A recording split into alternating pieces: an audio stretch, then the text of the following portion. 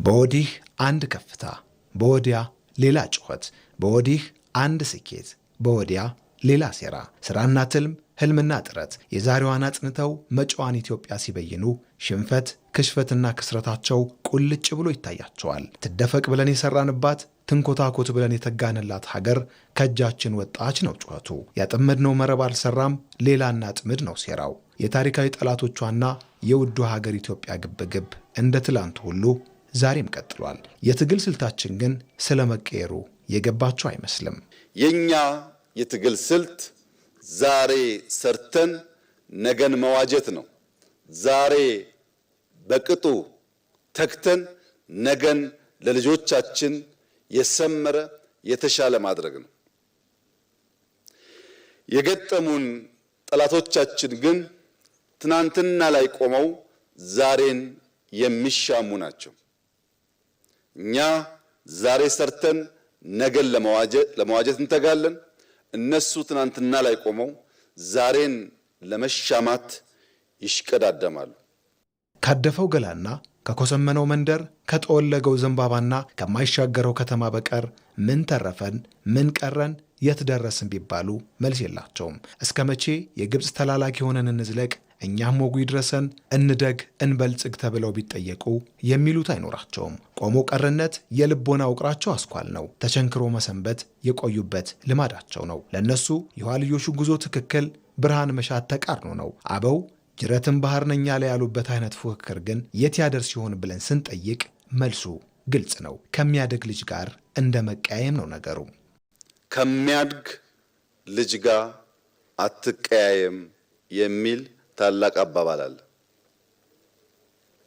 በቅርብና በርቀት ላሉ ሀገራት ያለኝ ምክር ከሚያድግ ሀገር ጋር አትቀያየሙ።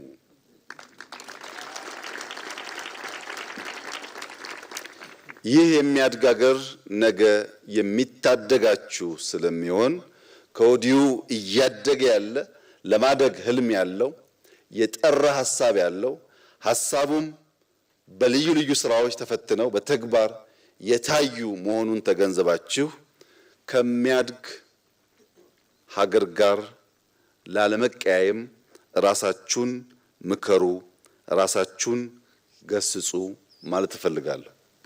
ቁርጠኛ መሪ፣ ከመሪው የተናበበ ህዝብ፣ መደመራዊ አንድነት በጠራ መስመር የተዋጀ ርዕዮት ኢትዮጵያን ከክስረት አፋፍ ከህልውና አደጋ ደጃፍ ከመታደግ አልፈው ነገዋን ተገማች ተመራጭና ተፈላጊ ሲያደርጉ እነሱ ባሉበት ናቸው። በፍርስራሿ ምሰሷቸውን መትከል ቢመኙም አልሆነላቸውም። የቁም ቅዠታቸው ብቻ ሆኖ አርፎታል። የሴራው ትብታብ ሲበዛ ሰክኖ ማጤን ከዝምታው ሲቆጠር ኢትዮጵያ በጠላቶቿ አይን ያለ ተፈጥሮዋ ታይታለች። ነገሩ ግን ወዲህ ነው። ተፈጥሮዋ አይቀሬ ከፍታዋና ኃያልነቷ ነው። በመሬት ላይ የቆመን አውሮፕላን ስትመለከቱ መሬት ላይ ሳለ የሚንቀሳቀስ ያልመሰለን ትክክለኛ ቦታውን ተፈጥሯዊ ቦታውን በሚይዝበት ሰዓት ኤርፖርቱም ከተማውም በምድር ላይ የምናየው ሁሉ ያንሳል። ይህ ኤግዛክትሊ የኢትዮጵያ ታሪክ ነው። ቴምፖራሪ ፓርክ አድርገን ሊሆን ይችላል። ለጊዜው ቆመን ሊሆን ይችላል።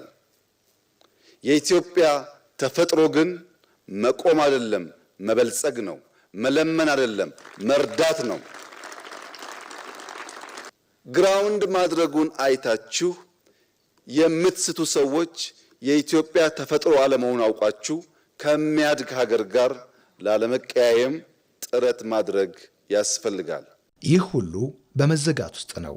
ይህ ሁሉ በመልክዓ ምድር እስረኝነት እውነት ውስጥ ነው። በኢትዮጵያ ሰማይ ላይ ቀን አልፎ ቀን ሲተካ እያንዳንዱ ገጽ ታሪክ መጻፉን ቀጥሏል። ትብታቡ ሲፈታ በሩ ሲከፈት የት ተጉዘን እንደምንጠብቃቸው ልቦናቸው ያውቀዋል። መሸበራቸውም የሌላ አይደለም። በዚህ ውስጥ ወዳጅ ወዳጅነቱ ከፍ ሲል ጠላት ጠላትነቱ ማደጉ ከብረትን መጠንከሩ የሚጠበቅ ነው። ሲመቷት መጥበቅ፣ ሲያዋክቧት መጽናት የኢትዮጵያ የአድዋ መንፈስ እውነት ነው። እያንዳንዱ የሚወረወሩብን ድንጋዮች፣ ተግዳሮቶች ለግንባታ እንደሚውል ብሎኬት እንጠቀምባቸዋለን። እያንዳንዱ ጦር፣ እያንዳንዱ ፍላጻ እንደ አርማታ እንጠቀምበታለን።